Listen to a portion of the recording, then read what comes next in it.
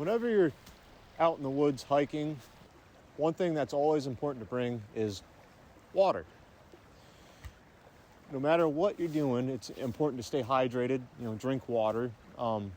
You're moving around, you're sweating, you're getting warm. And without enough water, you dehydrate. And ultimately, dehydration, it can kill you. Well, in the Gospel of John, there's a couple places where Jesus talks about living water. One of them is in John chapter 4. He's talking to the Samaritan woman at the well, and he says that he's going to give her living water if she asks him for it. Then in John chapter 7, the Jews, they're gathered together in Jerusalem for the Feast of Booths. So it was an annual gathering.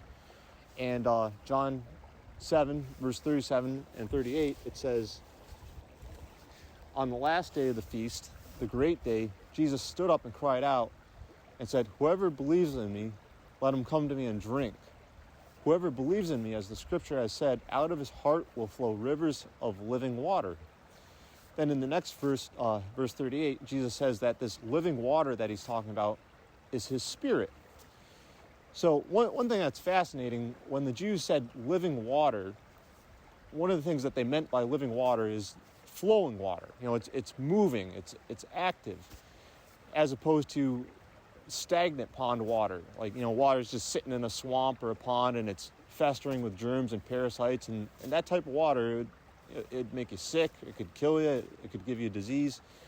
So when Jesus talks about living water, he's talking about the water that he gives is good, it's clean, it's flowing, it's living, it's active, which, as the verse in John said, it's his spirit.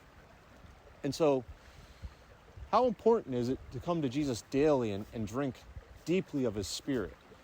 Just like, you're walking in the woods, you're being active, you don't drink water, it kills you. You can't survive without water.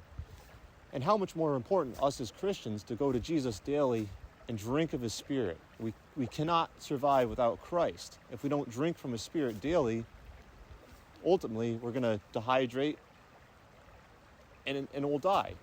We can't survive without it.